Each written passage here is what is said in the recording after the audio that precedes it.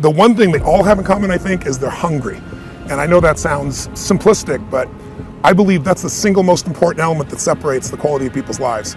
It's not just the ability to have hunger, but to sustain it. Hunger means that you want more. You want more of yourself. You want to make a bigger difference. You want to be a better parent. You want to do something more than there is today, and that you don't get satisfied. Most people start out with hunger at an early stage of life and they lose it. But the people that come to me are hungry either because something's happened, they've had a birthday with a 0 on it, they've gone through a divorce, they're starting a business and they know I've got to have a different level, or they're the best in the world and they're always looking for that edge that makes the difference. I think everybody is born with hunger. Like, there's a desire to grow, to expand, to learn, and then disappointment sets in early in life for most people.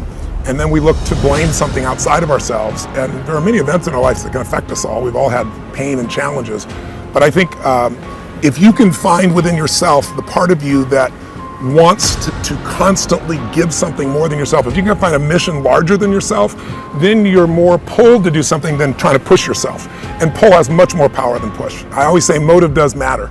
That if your motive is to serve something greater, there is an energy that comes up inside of you. So I feed 2 million people a year because somebody fed my family when I was 11 years old, and now this year we're feeding 4 million. I want to do more in that area. Every business I'm in, that drive just doesn't go away. The capacity to strengthen and increase your hunger is the one common denominator amongst the most successful people. They've never lost their hunger. Most people are hungry to achieve a certain amount, make a certain amount of money, and then they get comfortable and relax, or they get a certain level of fitness and then they relax. But Richard is as driven today as when he was 16 years old starting. I mean, he's like on fire, and he's 65 years old. Warren Buffett is 85 years old. He's as driven today as when, he began the journey, right? I believe intelligence. I love people that are wickedly smart.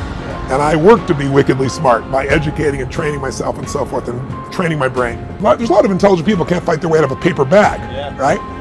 Hunger is the ultimate driver, because if you're hungry, you can get the strategy, you can get the answer. If you can't model it, you can find it. So hunger, modeling would be maybe the next best skill. Knowing that success leaves clues. The best way is get around where it's better in case it'll hit you. Who you spend time with is who you become. How bad do you want your goal right now? Do you want it as bad as breathing? Do you want it as bad as anything you ever wanted in your life? And if you calibrate it at the highest enough levels, what I found is the people that are the hungriest, they find a way.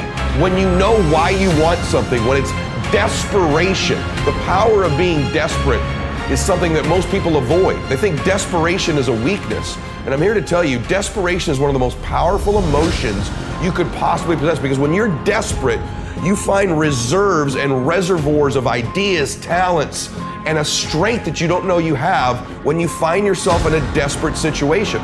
So ironically, the one thing most people avoid in their life, hunger, which is caused by being desperate. When you're starving, you become desperate. So the number one thing we need more than anything to win is hunger, which comes from a state of desperation.